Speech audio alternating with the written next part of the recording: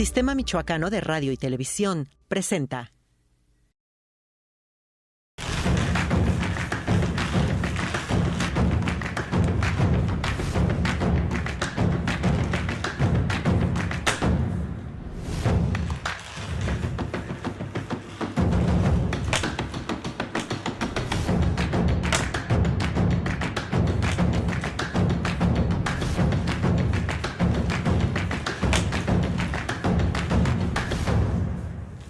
Hoy, lo que seguramente será una interesante entrevista con Fabiola Alanís, una de las figuras prominentes del Congreso del Estado de Michoacán, diputada local, morenista, pero no solamente nos hablará sobre el tema legislativo, sino también de Morena y, claro, de sus aspiraciones políticas.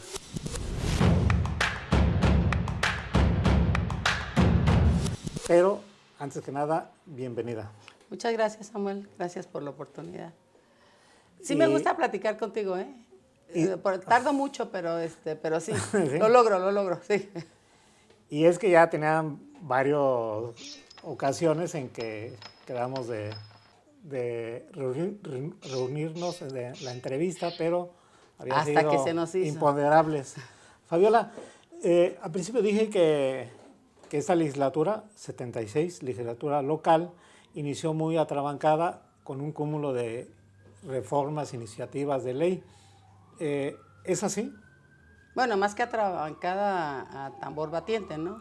Yo me digo atrabancada en tiempos, o sea... Sí, tiempos muy cortos, porque, bueno, pues nuestra tarea y lo que nosotros dijimos en la campaña es que íbamos por el Plan C. Y el Plan C tiene, sobre todo, una de sus tareas fundamentales, las reformas de gran calado, las reformas estructurales, las reformas constitucionales que presentó el presidente López Obrador, el expresidente López Obrador, que son 18 reformas constitucionales, todas orientadas, dirigidas a garantizar los derechos para todas las personas, lo que no estaba escrito en la Constitución y que es necesario que quede. Y entonces, bueno, ahorita ya en 2 meses y medio, poco menos de tiempo que tenemos, sí, hemos aprobado 13 reformas constitucionales federales y hemos aprobado la reforma al Poder Judicial aquí en Michoacán. Somos el primer y el único estado que lo ha aprobado. Yo creo que ya a los otros no les va a dar tiempo porque siempre es un proceso largo para poder llegar a la elección de junio del 2025.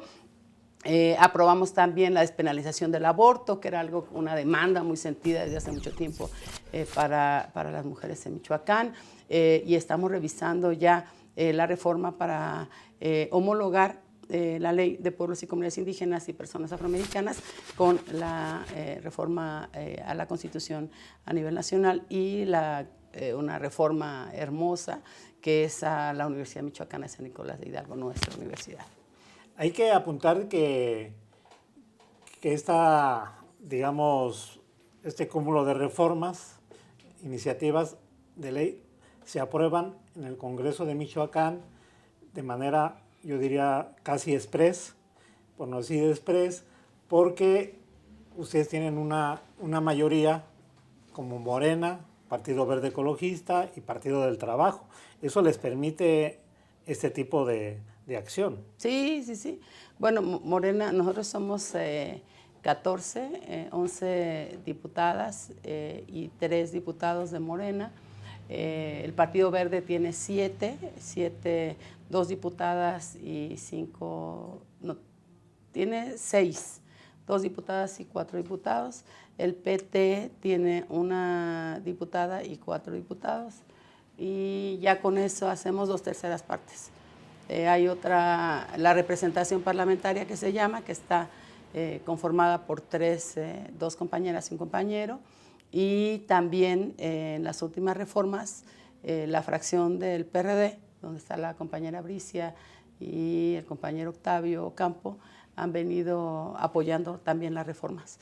Entonces, no ha sido, digamos, hemos llegado a un acuerdo de manera muy fácil, aunque eso no quiere decir que no haya debate, que no haya puntos de vista sobre cada uno de los temas. Más bien pareciera que no hay oposición.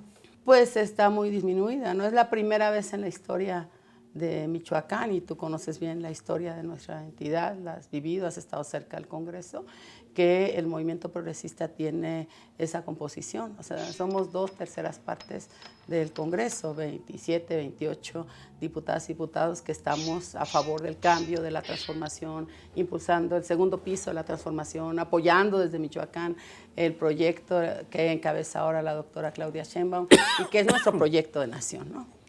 Yo diría que es un bloque, el que tú hablases, la parte de la representación legislativa, Partido Verde, PT y Morena, es un bloque histórico porque ha habido bloques igual, pero no hacen cambios tan radicales o tan profundos, sino que los hacen a medias tintas o muy tersos, muy maquillados. ¿Lo consideras así? Pues ha habido otra composición de fuerzas. Los partidos conservadores han tenido históricamente la mayoría en el Congreso. Por ejemplo, el PRI tenía en la anterior legislatura, entiendo que 10 integrantes, el Partido Acción Nacional igual, pero bueno, lo que pasa en el Congreso de Michoacán es reflejo de lo que pasa a nivel nacional, porque llega la doctora Sheinbaum con casi 36 millones de votos y llega con una composición también de mayoría calificada. Muchas gracias, señorita, muchas gracias, no se haya molestado, gracias. Llega también en la Cámara de Diputadas y Diputados con una amplio margen para impulsar las reformas, 2/3 partes, y cerradito en el Senado también, casi, lo vimos en la discusión de la reforma al Poder Judicial, y ese es el plan C. O sea, para eso fue lo que estuvimos diciendo en la campaña, que había que garantizar que no solamente ganáramos la presidencia de la República, sino los congresos y los congresos locales, porque nosotros somos de alguna manera ya parte del constituyente, ¿no? Que se integra por las cámaras federales, locales y también por los ayuntamientos en el caso de reformas estatales. Y bueno, la cuestión está en que, insistiría, el debate es relativo, ¿no? Porque finalmente ese bloque que hablamos y está de acuerdo en lo que se propone, en lo que se impulsa.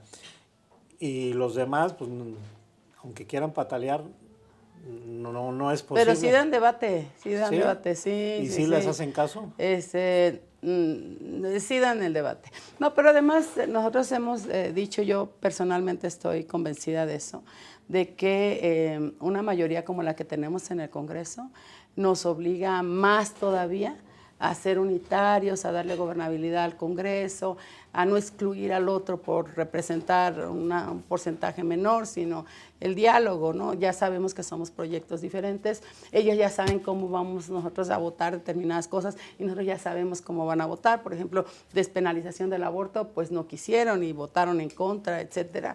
Reforma al Poder Judicial, el PAN, los 4 integrantes votaron en contra, el PRI votó en contra, el MC votó en contra. Entonces, como que ya está muy cantado la manera en la que en determinados temas van a votar. Por ejemplo, en la reforma pueblos y comunidades indígenas, los 40 votamos a favor. Las reformas, digamos, para convertir o elevar a rango constitucional los programas sociales, pues todos votaron a favor. Entonces, la igualdad sustantiva, que es un paquete de reformas que ya presentó la doctora Claudia Sheinbaum, todos votamos a favor. Entonces, pero ya sabemos que hay temas que son polémicos y que tienen que ver con la esencia de nuestro proyecto, en donde vamos a irnos a navaja limpia, ¿no? Haciendo valer la fuerza que representamos, porque también le hemos dicho con mucha claridad, Morena no va a perder de ninguna manera en la mesa lo que ganó en las urnas. Entonces nosotros somos vigilantes, o sea, no solamente somos quienes estamos ahí en el día a día, sino garantes de que el proyecto camine, garantes de que no haya desviaciones, garantes de que se conserve la identidad del proyecto. Vamos a ir a un corte, pero regresando voy a dejar abierta la inquietud. Es una realidad, una oposición al interior del Congreso de Michoacán una oposición a este bloque que del movimiento y de la cuarta T, de cuarta transformación. Es evidente que es una oposición disminuida. Por lo que me estás diciendo en este momento, acabas de decir, diría que es una oposición también responsable. Pero ahorita me lo respondes, ¿no? Vamos a un corte y regresamos. Estamos con Fabiola Alanís, presidenta de la Junta de Coordinación Política del Congreso de Michoacán. De regreso, les voy a recordar o a decir que estamos en uno de los espacios de las instalaciones del restaurante Inforno. Y bueno, como ustedes verán, estamos en una tipo biblioteca, comedor, y ya ven el acabado. Para mí es, iba a decir hermoso, pero es una palabra muy, muy alta para mí. Está padre. Está bonito. Esta madre, pues. ¿Cómo ves? No, está bonito, sí, ya habíamos estado aquí, además de buen gusto. Sí. No sé si alguien ha leído esos libros, espero que sí. Sí. Hay una biblioteca antigua, esta es una casa antigua, yo creo, ¿no? Porque por el tipo de vigas y lo que tiene. Sí. Está alta en el techo, sí, quiere decir que es una casa antigua, bonita. De las de antes. Ve nada más el reloj. Sí. Y bien. Hay un pendiente del bloque anterior que decía que bien hay una oposición disminuida, una oposición, yo diría, no está a la altura como se espera de una oposición, es una percepción personal, pero diría, por lo que me has dicho, que es responsable, es decir, no vota en contra por votar en contra, ni de manera ríspida. ¿Es así o es una percepción que yo tengo? No, yo creo que igual que nosotras, quienes representamos a la Cuarta Transformación, también observo que están muy en concordancia con su línea nacional. O sea, no veo al MC, a la fracción del MC aquí, votando a favor alguna iniciativa que haya rechazado el grupo parlamentario del Senado y de la Cámara. Entonces hay una línea política que se trazan y que han sido, yo los he visto que han sido cuidadosos en eso, salvo en la reforma al Poder Judicial, y también hicimos otra reforma, la reforma a la, para pasar a conformar este órgano anticorrupción. Y fue una reforma estatal y todos fueron con nosotras. Entonces, sí. ¿Y el PAN cómo lo ves? ¿Y al PRI? Pues en su posición a mí no me sorprende mucho los planteamientos que tienen. La coordinadora del PAN es una compañera diputada, además paisana de Ciudad Hidalgo, con la que tenemos muy buena relación, me parece una persona sensible. Y bueno, ella expresa lo que es el PAN, o sea, es congruente en ese sentido. Votó en contra, y lo dijo con mucha claridad en su intervención, en contra de la despenalización del aborto, y hay temas que ellos reivindican y que nosotros no estamos de acuerdo. Pero a mí me parece que un principio básico de quien hace política es no mezclar los asuntos políticos con los temas personales. O sea, no llevar nunca al plano personal una diferencia que es política.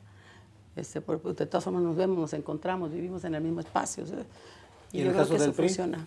También igual,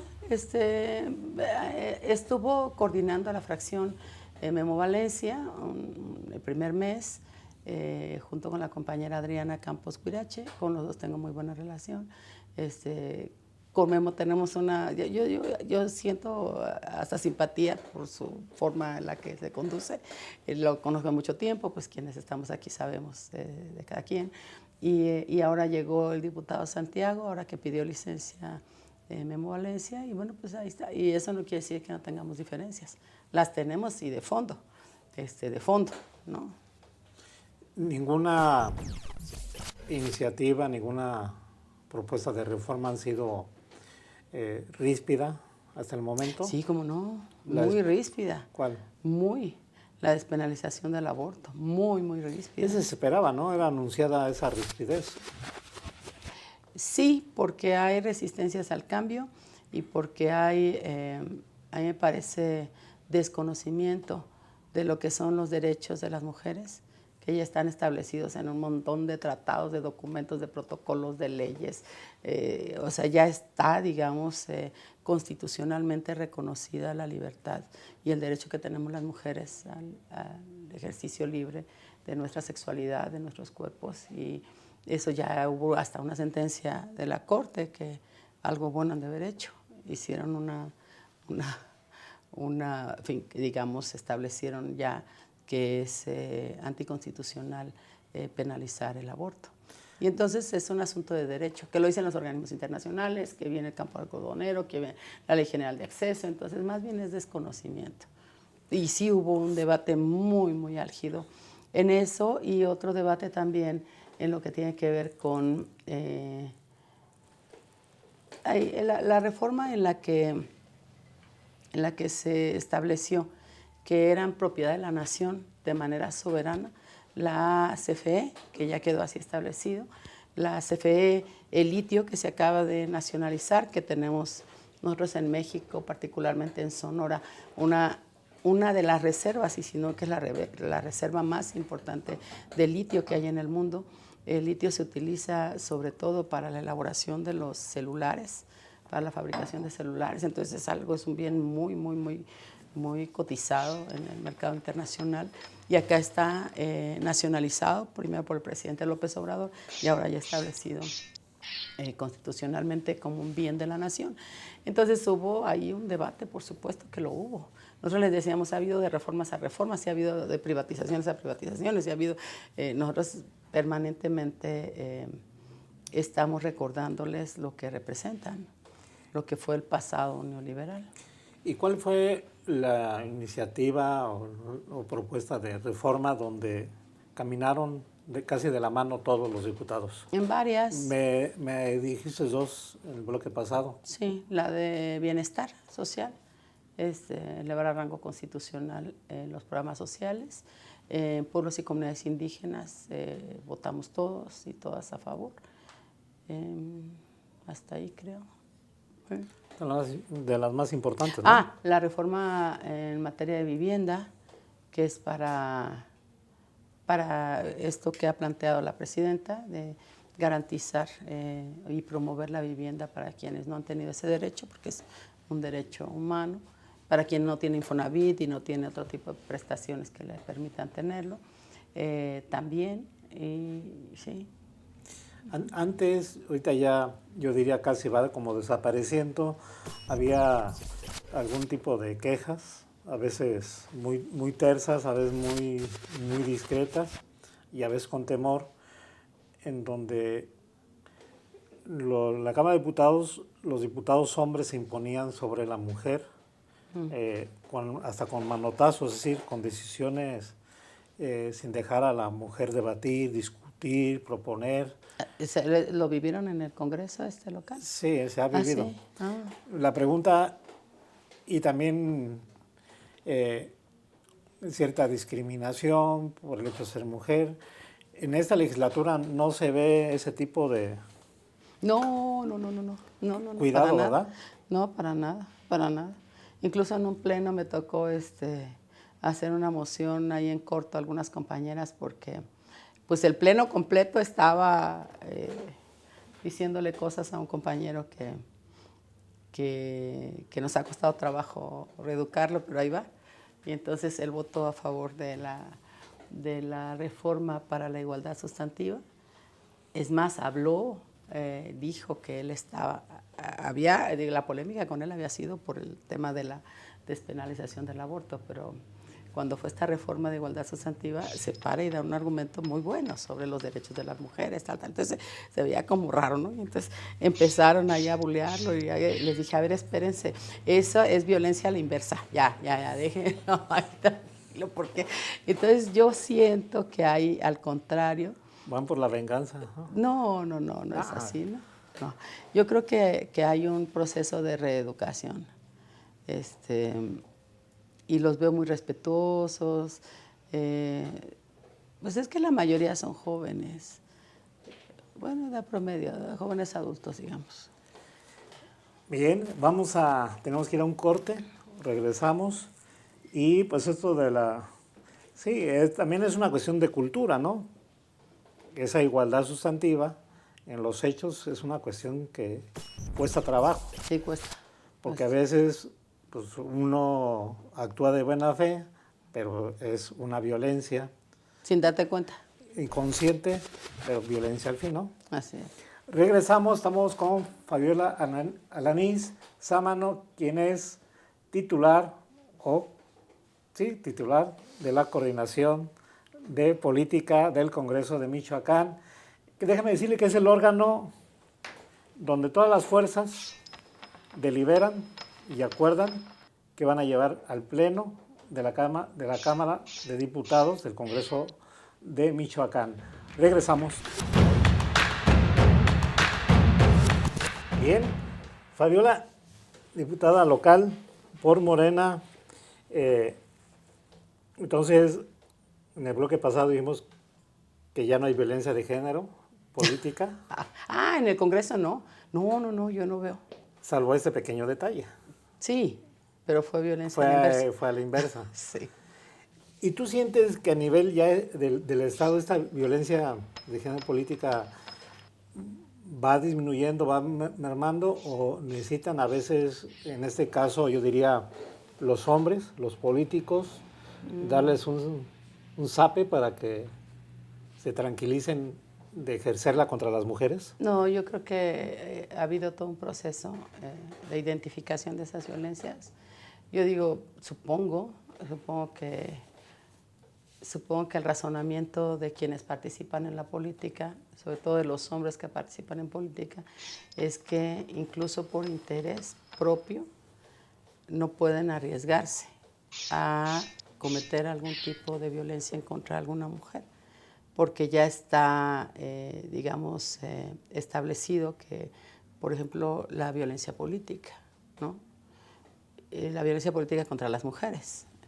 Entonces, ya está establecido, por ejemplo, lo vimos en el pasado proceso electoral, que se tienen que atener al 3 de 3. Y entonces ningún hombre que quiera participar en política o ser registrado para algún cargo de elección puede tener antecedentes de violencia familiar, o que no está cumpliendo con pensión alimenticia, o que tiene una carpeta de investigación por algún delito cometido en contra de alguna mujer. Entonces, termina siendo coercitivo de alguna manera, pero es educativo también. Y entonces, cada vez menos, o al menos no conozco un caso reciente, hombres que hacen política están involucrados en hechos de violencia en contra de las mujeres. Supongo que cada vez más sucede también en el ámbito privado, en el ámbito público también. Ya hay entidades completas en donde el Ejecutivo, por ejemplo, ha sacado disposiciones legales para decir, a ver, aquí no puede entrar a trabajar de secretario de Turismo quien tenga un antecedente de violencia familiar. Y hay toda una revisión de casos. Lo hacen muy bien en Quintana Roo, en el proceso de selección de personal. Entonces, como que va poco a poco, ¿no?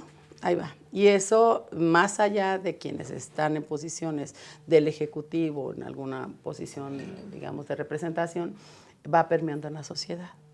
Así como va permeando la idea de que es tiempo de mujeres, porque ves a una presidenta y entonces la niña que va a desfilar el 20 de noviembre dice, yo quiero vestirme como presidenta.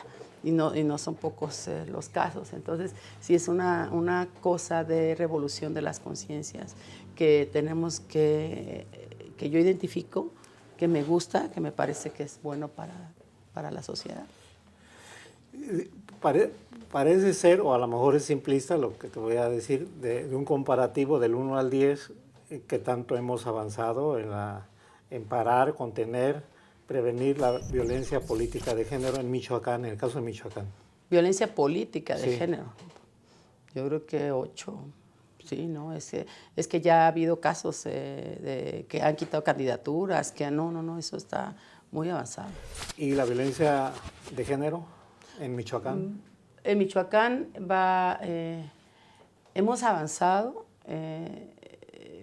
ahí se han fortalecido algunos espacios como los centros de justicia, las políticas públicas que se han emprendido, la capacitación a funcionarias, funcionarios, el conocimiento de lo que implica violentar a una mujer.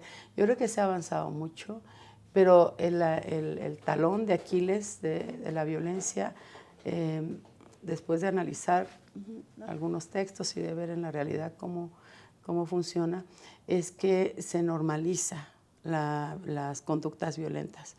Y tú observas, por ejemplo, en la última encuesta cómo menos mujeres, o sea, una mujer que no tiene instrucción, que no terminó la primaria, no identifica algunos hechos como de violencia. Okay. O sea, no lo identifica. Y en cambio, están en menos del 50% de mujeres del medio rural que dicen haber vivido algún tipo de violencia del medio rural y que no tienen instrucción. Y cuando te vas a ver el estrato de mujeres que tienen una formación profesional, que terminan una carrera o que estudian en el nivel medio, se va hasta arriba. Por ejemplo, 72, 73% en la última encuesta de mujeres que tienen una carrera profesional identifican más fácilmente esas conductas, ¿no? Y entonces, si no rompemos con eso, que la sociedad y las propias mujeres sigan viendo como normales esas conductas, van a seguir ocurriendo estos hechos. Y bueno... O sea, a mayor instrucción profesional, mayor conocimiento. Conciencia, digamos. Mayor conciencia. A menor instrucción, mayor normalización de la violencia. Entonces hay que llevar talleres Todo. De concientización hacia abajo. Trabajar en las escuelas.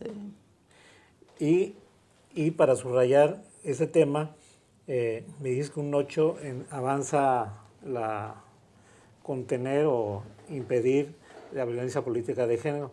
También te preguntaba en qué porcentaje o en qué del 1 al 10 se está conteniendo o erosionando la violencia de género en Michoacán. Depende del tipo de delito, pero en términos generales esa encuesta, la encuesta nacional sobre la dinámica de los hogares, que es la encuesta la madre de todas las encuestas, porque es la que da cuenta de lo que las mujeres piensan y perciben respecto a la violencia. Hay 7 de cada 10 en nuestro país, promedio nacional, manifiestan haber vivido, 7 de cada 10, haber vivido algún episodio de violencia, 7 de cada 10 de 15 años y más, ¿no? Y en el caso de Michoacán son 64 de cada 100. Bajamos. Entonces baja en otros delitos como el sexual, como la violencia familiar, como la de pareja.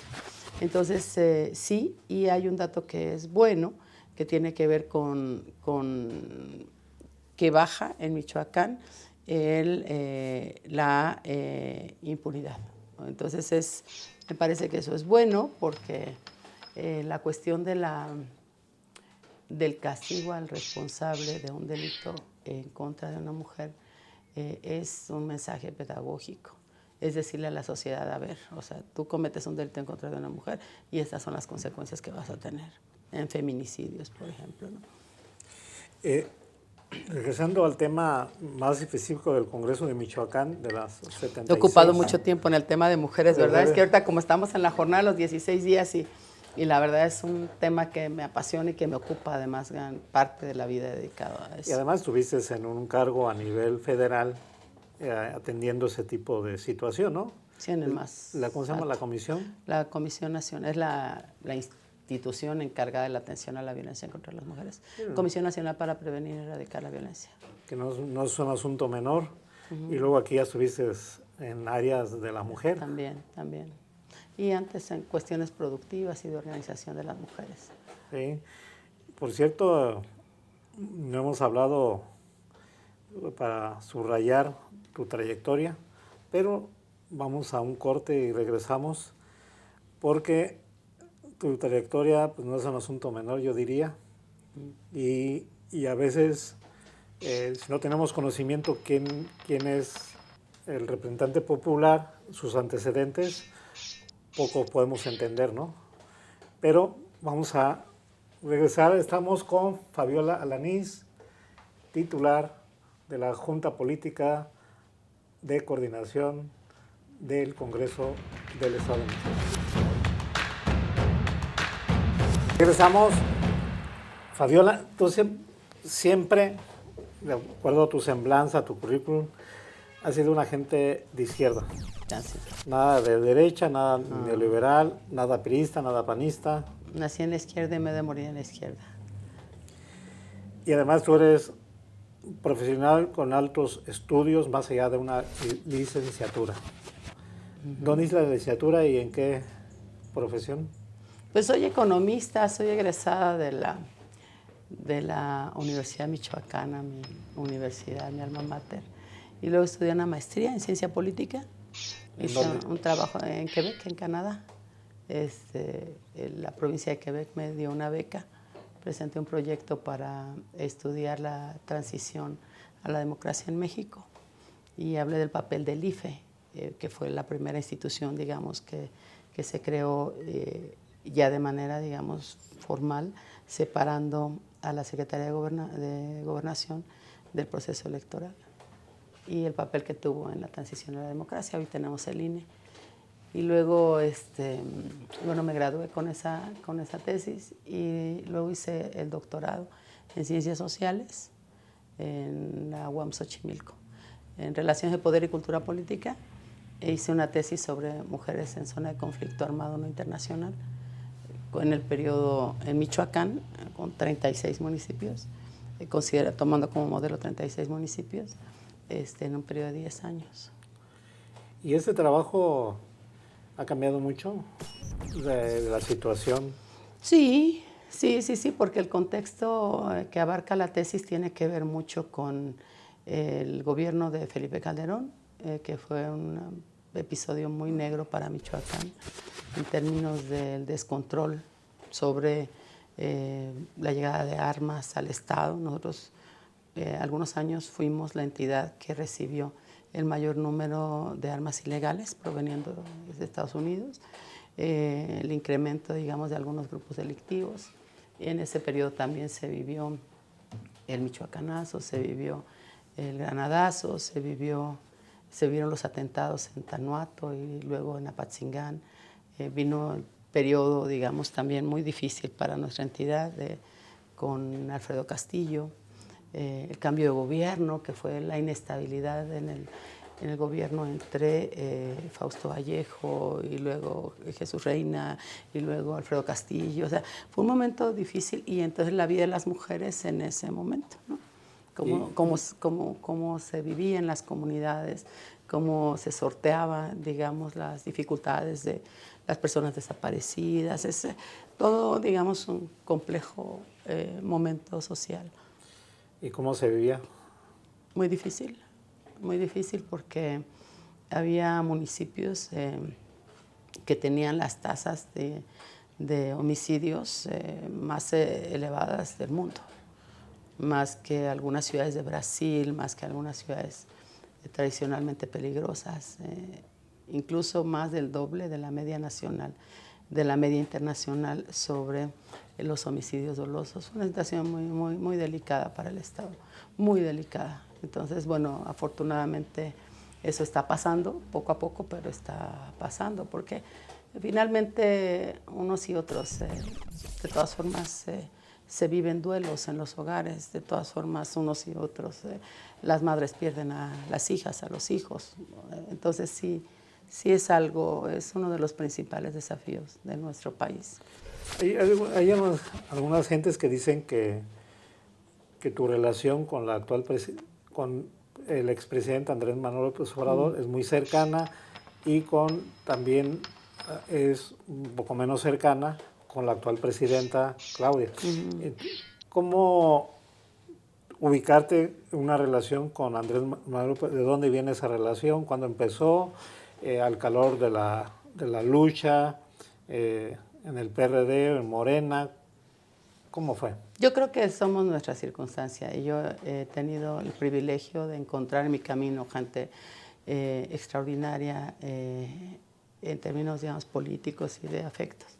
Yo conocí al licenciado López Obrador, bueno, sabía, por supuesto, su trayectoria. Yo ya iba a las marchas, al Zócalo, ya con el desafuero, y antes estaba muy cercana en términos de identidad a su figura, pero lo conocí en el 2006, cuando yo era la dirigente del PRD, y en Epitacio Huerta, en un meeting que hizo cuando empezó su recorrido por todo el país. Vino a Michoacán y entonces pues yo no lo podía creer, decía, puedo verlo aquí de cerquita, porque ya había pasado toda la jornada del fraude electoral del 2006, estuvimos en el Zócalo, en el plantón que se hizo, luchando para que se respetara el voto, porque yo sí creo que fue una elección robada, la del 2006. Y entonces para mí era un gran personaje y sigue siendo un gran personaje. Pero conocerlo y andar con él después por Michoacán fue extraordinario.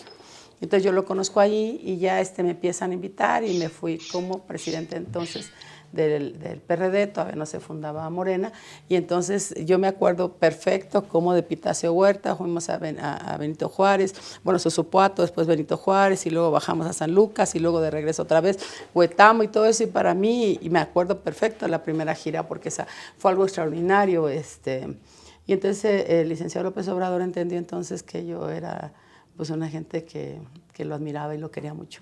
Y como era dirigente del PRD, pues entonces ya me fue dando tareas, me dijo, oye, si me ayudas con esto, ¿cómo ves? Y así andaba en todo el país. Y resulta que en todo el país solamente habíamos 2 personas dirigentes del PRD, un dirigente en Tabasco del PRD y yo dirigente en Michoacán, que la apoyábamos. Porque después de haber sido de haber tenido ese gran liderazgo en el 2006 y de haber ganado tantas posiciones en la Cámara de Diputados y de Senadores, simplemente se hicieron ojo de hormiga y ya no, digamos, estuvieron tan cerca del licenciado. Y entonces yo recorrí 4 veces el estado completo con él. En condiciones muy diferentes, porque las plazas estaban vacías, había poca gente, 10, 15, 20 personas cuando mucho, y ahí vamos a Satumbiscatío, en esos lugares tan apartados, o Arteaga, para tener un meeting de 20, 30 personas. Entonces, así fue como él construyó en todo el país lo que después salió en el 18. Y entonces, bueno, empezamos con protagonistas del cambio verdadero. Ahora hay compañeros que reivindican su presencia en Morena desde la creación de Morena, cosa que es muy buena, pero esto viene desde antes. Hubo un trabajo muy intenso para integrar protagonistas del cambio verdadero, después el gobierno legítimo, la credencialización, y yo viví intensamente ese aprendizaje. Y bueno, yo creo que yo construí un afecto muy cercano con él por eso. Pues tanto que te vio perfil para ir al gobierno federal. Y cuando venía ya como presidente o candidato, pues te identificaba. Sí. ¿Y en el caso de Claudia? Y la verdad es que fue muy bonita mi incorporación, fue invitación directa del que yo me incorporara al gobierno federal. Y para mí es un gran privilegio. Y hice mi mayor esfuerzo porque saliera bien. En el caso de la doctora, pues yo la conocía ya desde hace un buen rato. Teníamos una buena relación de amistad. Yo quise ser gobernadora de Michoacán en el 2011 y ella me acompañó, porque teníamos una amistad en ese tiempo, nos veíamos mucho, porque ella estaba encargada de Puebla y luego estaba encargada de San Luis, en el mismo esquema que yo en Michoacán, pero ella tenía otras tareas y mucho más cercana a él, pues, viviendo en la Ciudad de México y demás. Y ahí convivíamos mucho, platicábamos mucho, pero ya nos conocíamos antes porque tenemos amigos en común.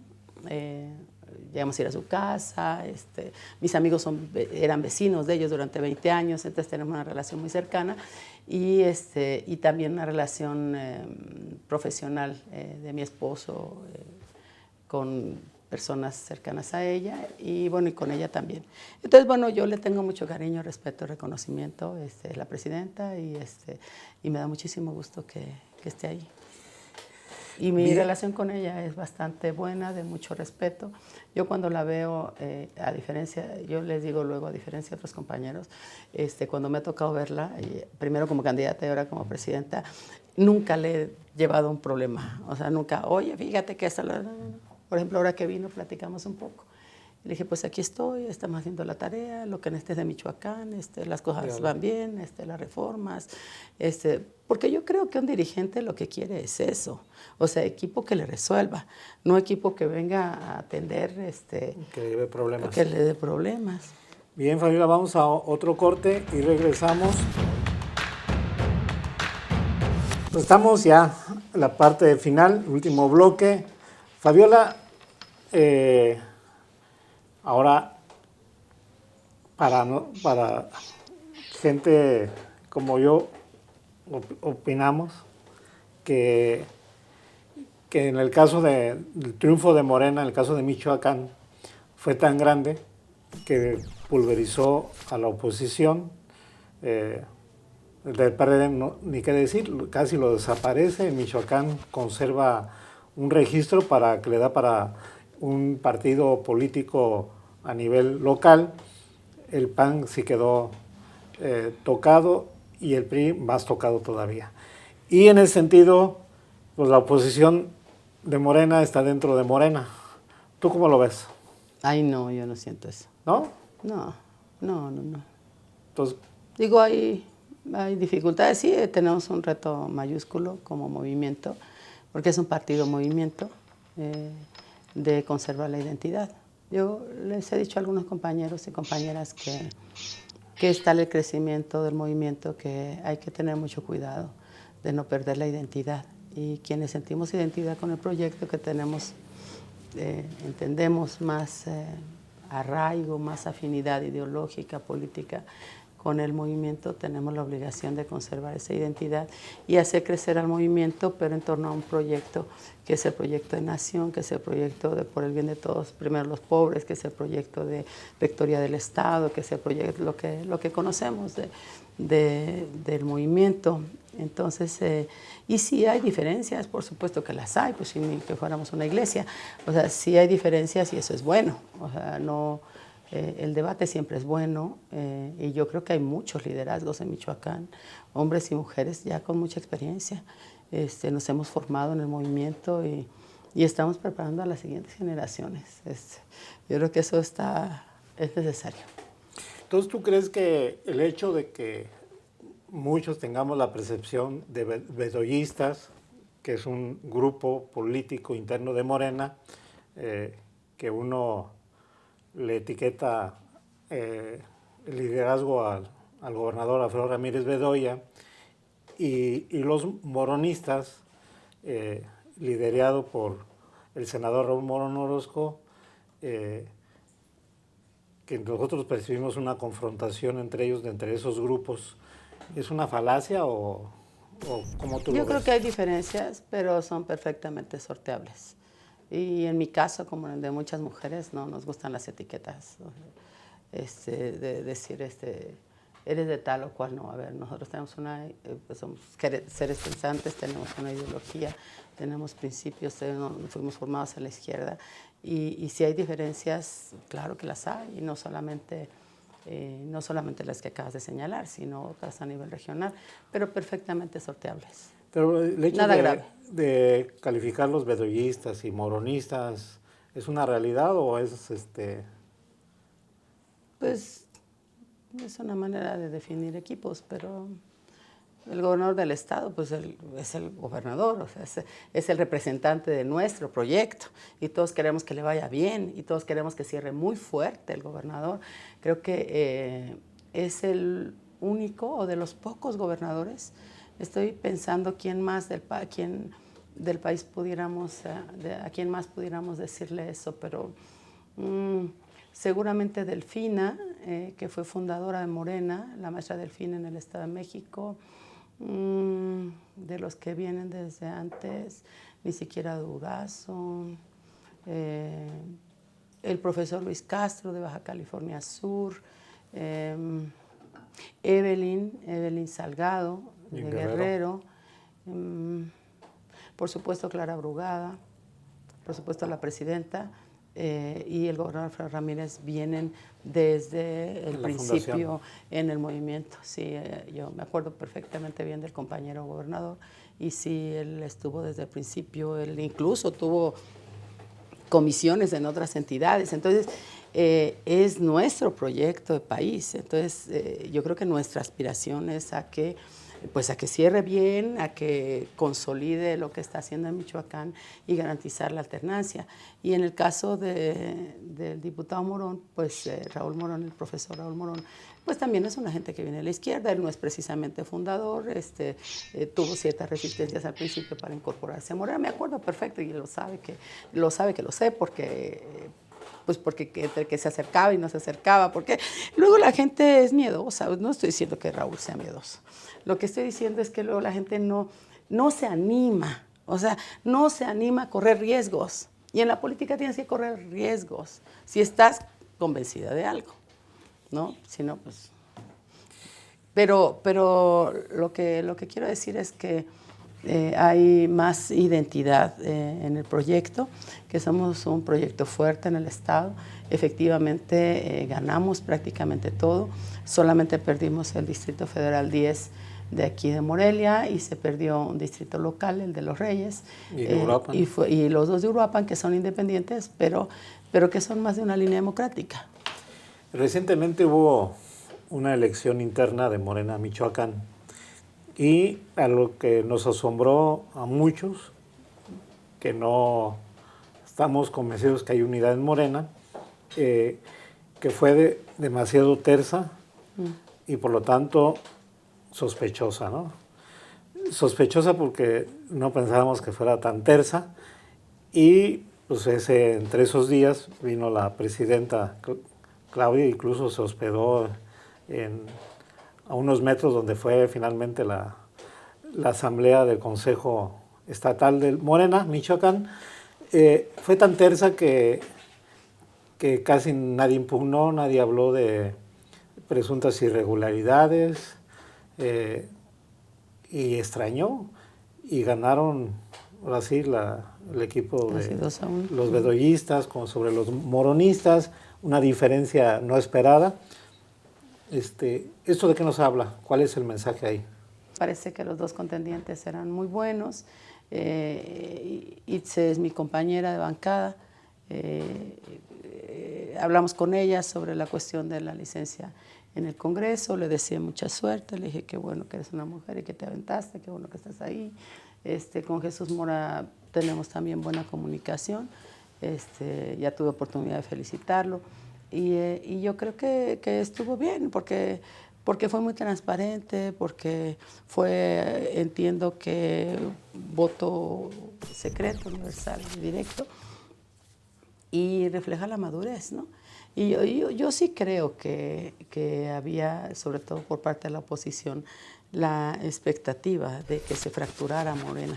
Y al fracturarse Morena, pues eso debilita al proyecto, cosa que no sucedió.